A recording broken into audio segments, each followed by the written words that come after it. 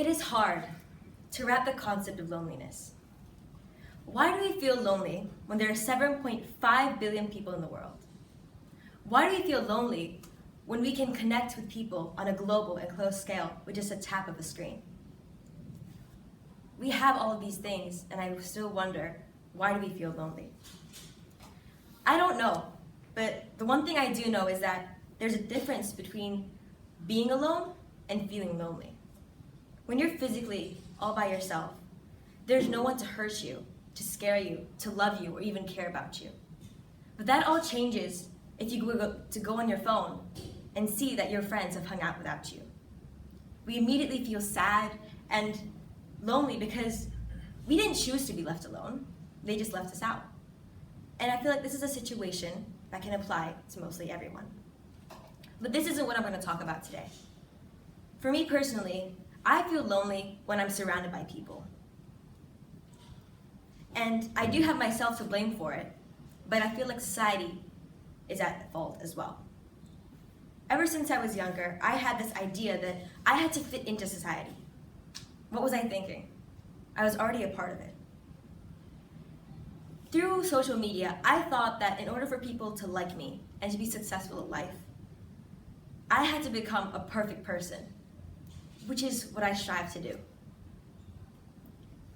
I'm the kind of person that wants to please everyone, and I would hold high expectations for people. If they didn't react or say something a certain way, because they are humans and not robots controlled by me, I would feel as though there was something wrong with me. And there is.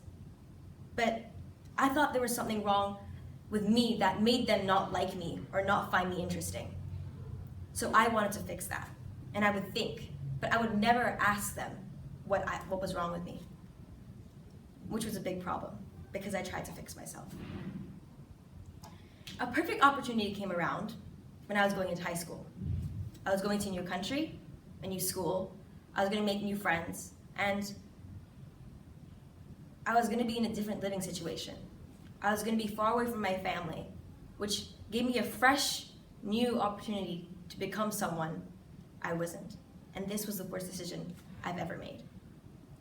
You may think I'm crazy, but when I came to this school, when I came to my school, I wrote down every single characteristic, fashion taste, or taste in music that I wanted my dream person to have, and I decided to live up to it. And it was fine. I was doing okay. Until I realized that I had lost touch of who I was. And that was scary, because I couldn't tell what I liked and what I didn't like. So one thing I would tell myself is that, or say to myself or think is, I hated myself for doing that to myself. And this would be a constant thought going through my mind every so often when I would be crying my eyes out. I kept bringing myself down.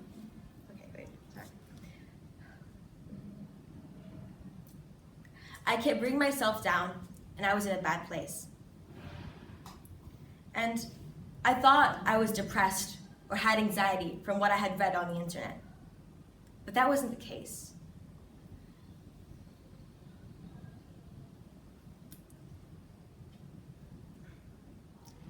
I couldn't open up about my problems because I didn't value them. I had lived such a blessed life that I thought that my problems didn't matter, especially because they were going on in my head. And whenever I think about these problems, I would think about the people close by or far away in the world that were starving or dying or fleeing from their own countries, when I had everything.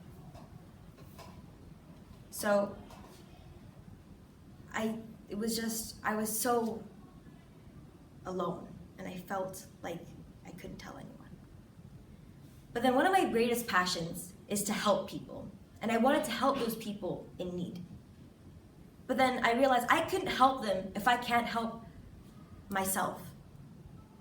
So I decided to admit to myself that I have to change.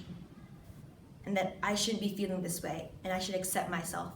Because how are people going to accept you when you don't even acknowledge yourself? My first step of overcoming this loneliness was admitting it. My second step was telling people.